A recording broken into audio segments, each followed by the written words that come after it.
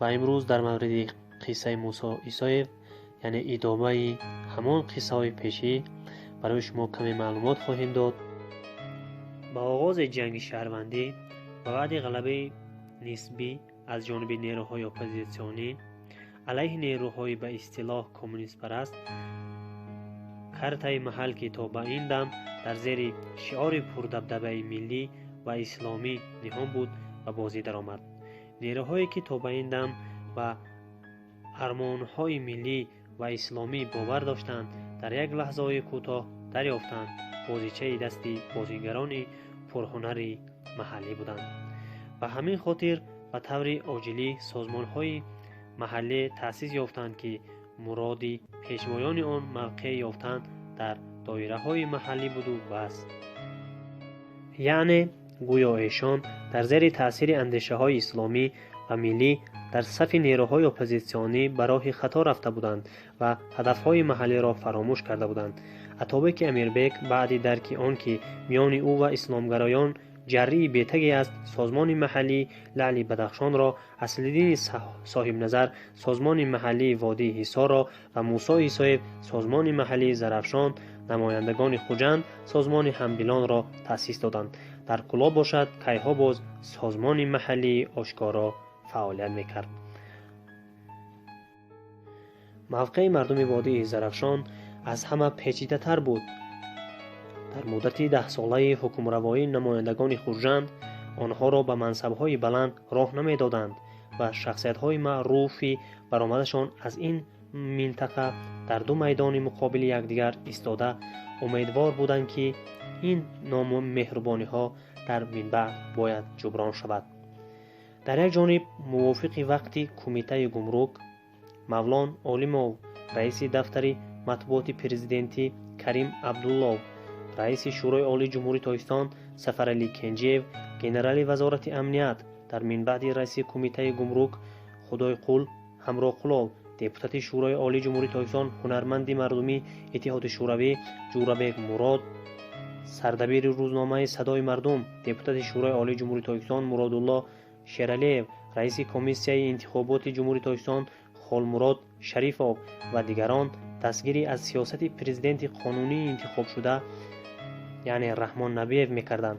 در جانب دیگر باشد دپوتات شورای عالی جمهوری تاجیکستان رئیس وقت حکومت شهر دوشنبه مقصود اکرامov، سابق جانشین سروزیر جمهوری تاجیکستان آتاخان لطیفی نامزد به مقام دپوتات شورای عالی جمهوری تاجیکستان، سردبیر روزنامه چراغ روز داداجان عطابالله، نامزد علمی فیلولوگ عبدالنبی ستارزاده، ادبیاتشناس سفر عبدالله، دوست محمد دوست و معروفترین از میان آنها قاضی کلان وقت جمهوری حاجی اکبر تورجانزاده که وقتهای آخر وی را هم بعض پیشوایان میدان شهیدان زرافشانی می حسابیدند شامل می شدند.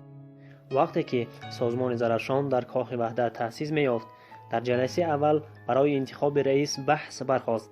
وقتی چون نفر معروف در پایتخت نامزدی موسی عیسایف را پیشبری کردند، قربان با 3 ادبیاتشناس تاجیک و یکی از جانبداران موقع سفرعلی کنجیو برای انتخاب این نامزد زید برآمد، اما جمع آمدگان پشتیبان از نامزدی پهلوان کردند، زیرا به ایشان جوسه و نفوذ موسی برای حمایت منفعت محلی لازم بود. این سازمان برای منفعت‌های محلی کار نکرد، نتوانست عقلاً شخصیت‌های معروفی برآمدشان از یک منطقه را در دو جانب ساحل به هم آورد. کوشش‌های جداگانه برای آشتی دادن سفرعلی کنجیو و تورجانزاده مقصود اکرامov و کنجیو به موفقیت انجام یافتند. در همان وقت دو شخصیت معروفی برآمد اجتماعیشان از مسجد به نزد موسی آمدند تا او را برای برقرار کردن مناسبت نیک به کنجیو مایل کنانند، اما پهلوان آنها را شنیدن نخواست. اگر با دید واقعه بنگریم، در این فرصت مردم این منطقه امکان تاریخی به سر قدرت سیاسی آمدن را ابداً از دست دادند.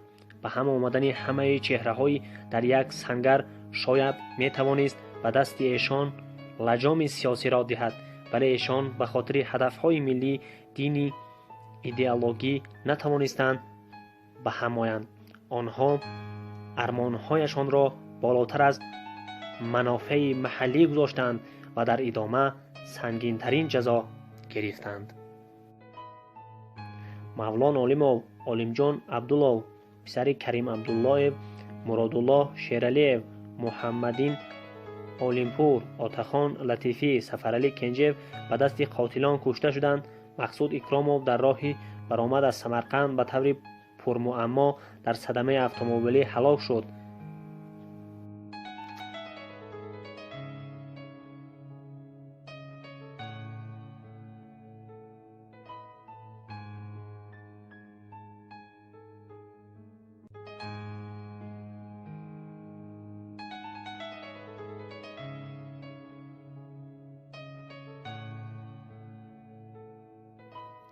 дар яке аз сатрҳои аввалин ин қурбониён мусо исоев меистод.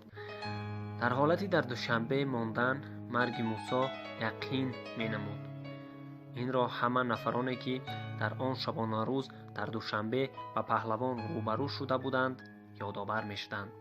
салим аюбзод мегӯяд: мусо доғи хунине дар дили ман аст. як ҳафта ё чанд рӯз пеш аз боздошт шуданаш ман ӯро дар қарияи боло дар кӯча дида будам.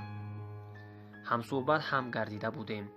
дар дасташ 3 кулча нон дошт. мегуфт ҳамин қадар дастрас кард, зеро нонфурӯшҳо нонашонро дар они воҳид тамом карданду рафтанд.